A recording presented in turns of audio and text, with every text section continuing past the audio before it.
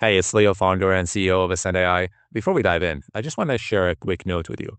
As you know, AI is slowly expanding into our personal and professional lives. As a result, it's become hard for most of us to distinguish reality from mirage and real from fake. So to clear the air here, right off the bat, this episode uses AI-generated voices. It's not because I'm cutting corners, though. It's because I'm cutting time. The research, the frameworks, the solutions, the numbers, the hard lessons, they're all ours. They're all sharpened by our experience, our observations, and the actual work we've done with D2C brands as we built AI into their systems. I chose AI voices here for one simple reason, which is speed. This way, I can ship you useful content weekly instead of monthly. The quality, the thinking, and the brutal honesty of what works and what doesn't, that's all preserved. At the end of the day, this isn't theory. This is actually based on what we do in real life. You see, most founder podcasts sounds great, but leave you with nothing actionable. I don't think anyone is okay with that. So simply here, I'm optimizing for the opposite. If the voices miss an inflection here and there, that's simply the trade-off of using third-party tools and not building it from scratch. But the substance, though, that's real. Every mistake I'm warning you about, we've either seen founders make it or we've cleaned it up in a real use case in real life. The voices here basically are just simply the delivery mechanism. So my ultimate goal here isn't perfect production. It's simply shipping insights that save you quarters and make you relevant in the AI space with no fluff or unnecessary info. So to wrap this up, I hope you'll enjoy this episode. If something doesn't click, if you think I missed something, said something wrong, or if you have topic suggestions for that matter, just reach out to me on LinkedIn or X. Literally, your feedback shapes where this podcast goes in the future. And if you want us to dig deeper and audit your brand and scale your revenue with AI, reach out to us at Ascend AI. Pretty much all these links, whatever I mentioned, are going to be linked in the show notes below. So with that out of the way, thanks for sticking around, and I would like to welcome you now to the No Code Founder Podcast.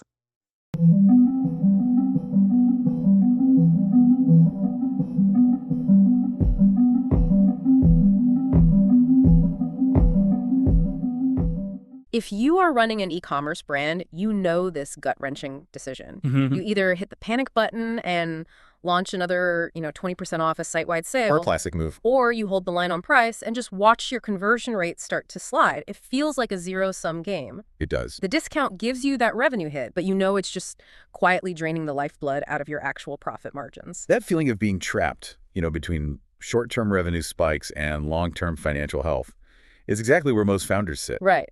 But it's not an inherent problem with e-commerce. It's a problem with relying on blunt force discounts. So there's a way out. There is. Our mission today is to show you how to escape that trap.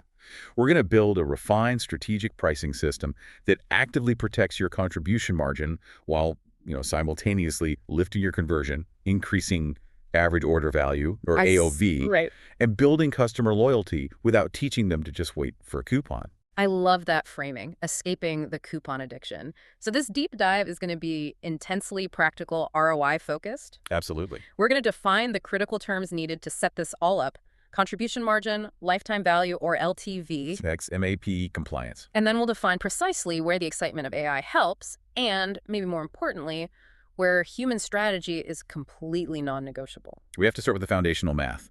The entire system just collapses if you don't focus on unit economics first. Okay, let's dig into that foundation then.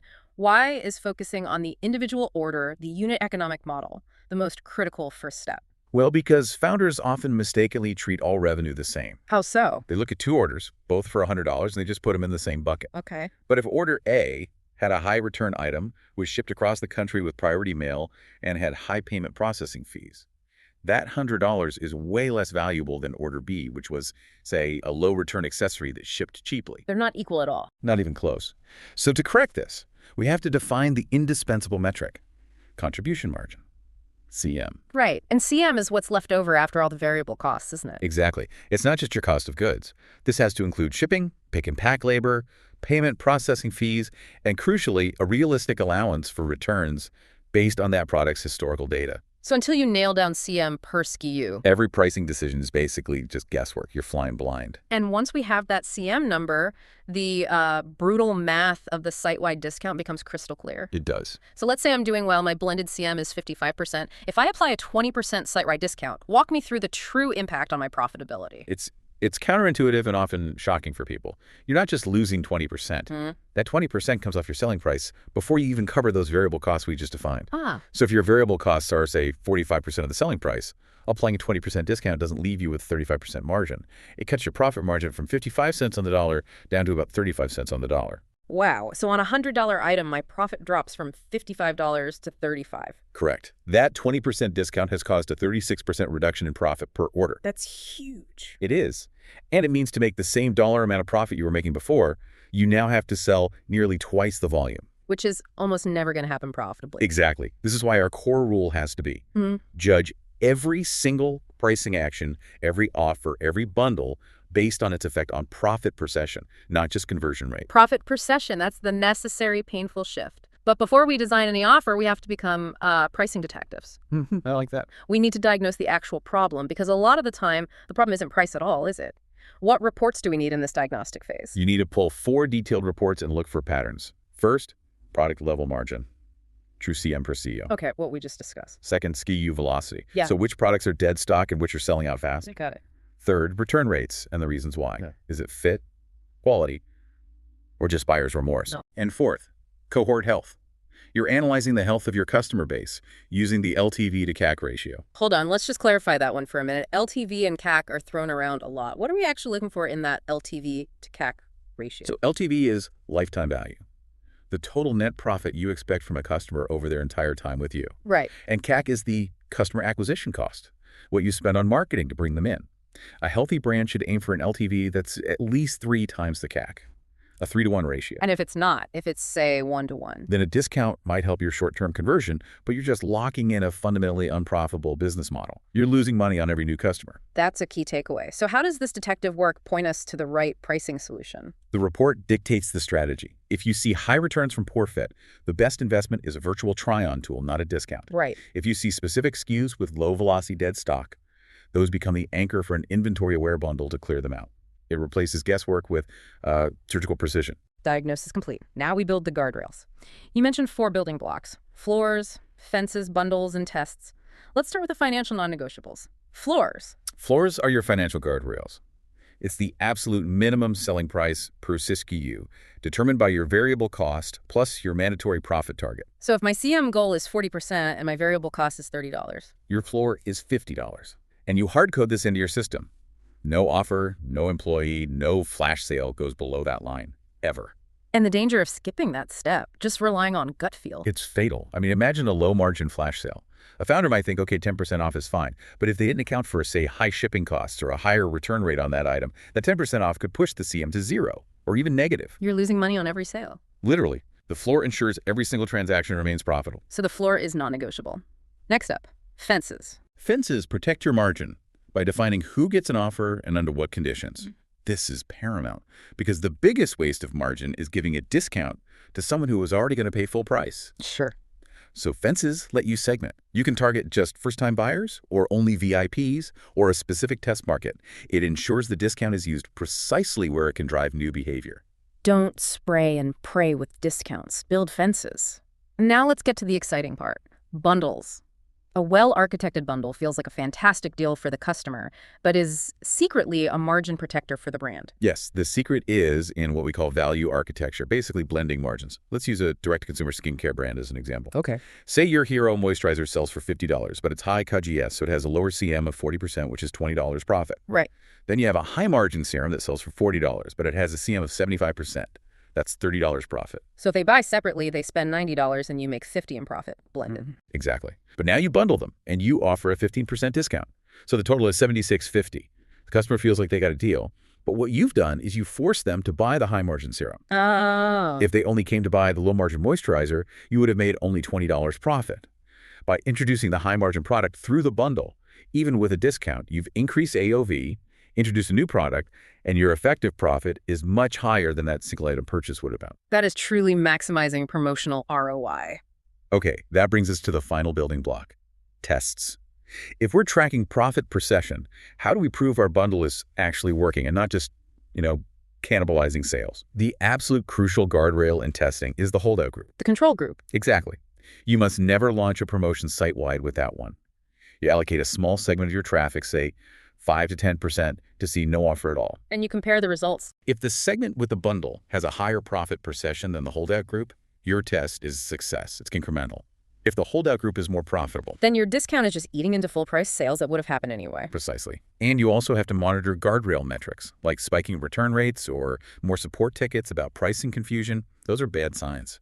Let's talk about AI, because there's so much hype. I mean, this level of segmentation and modeling sounds like a massive project for a mid-sized founder. How do we make sure the ROI of setting up this AI assistant actually beats the cost? That's a necessary challenge. The ROI comes from targeting and personalization at a scale that humans just cannot match. AI really shines as a prediction engine in 3 areas. Okay, what are they? 1, basket affinity. It analyzes millions of transactions to spot non-obvious product pairs for bundling.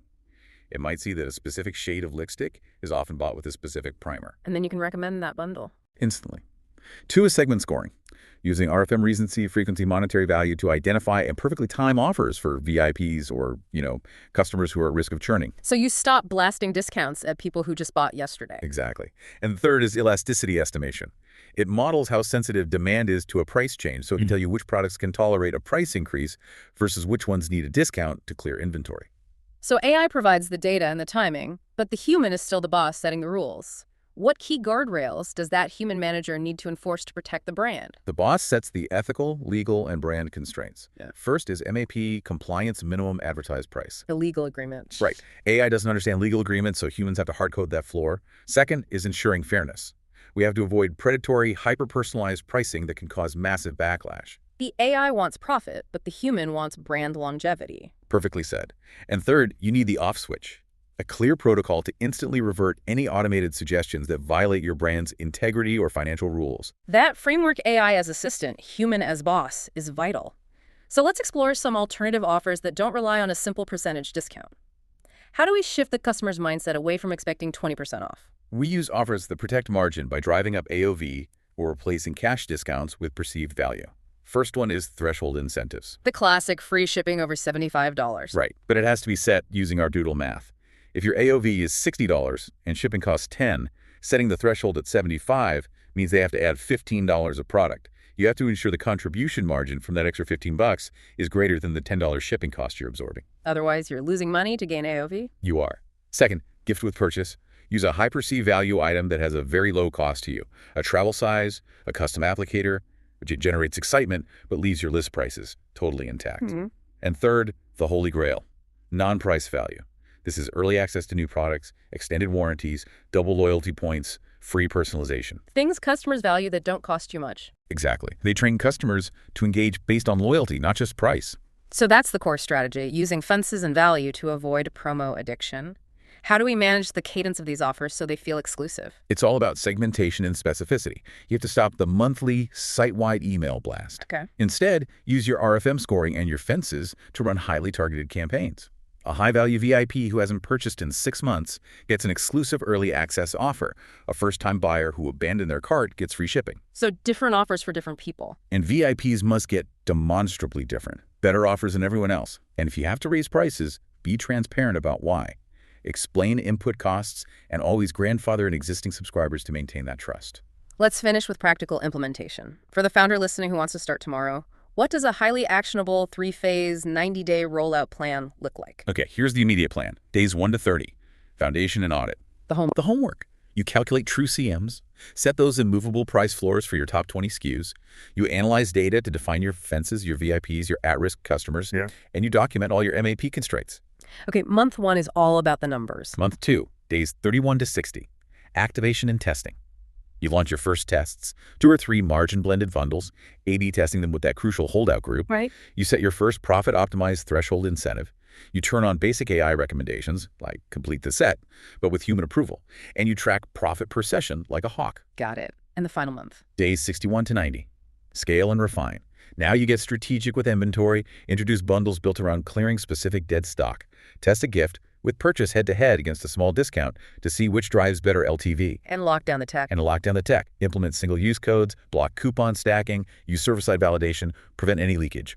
That is an incredibly powerful step-by-step roadmap. The core philosophy is clear. Smart pricing isn't about being the cheapest. It's about being the smartest. Design value that your customers genuinely love and that your margin can actually support. Keep humans firmly in charge of brand strategy, and judge every single decision by its effect on profit per session and the long-term health of your customer base. Focus on designing value that your customers love and that your margin can actually support. This deep dive has given us the tools to escape that discount trap forever. And here is one final provocative thought for you to chew on. If you currently run a site-wide discount every single month, what specific hidden non-price values like early access to a new collection, a coveted piece of brand swag, or extended support could you use to replace that discount for your most loyal VIPs, effectively turning what used to be a financial expense into a powerful, profitable loyalty builder? Until next time, keep scaling strategically.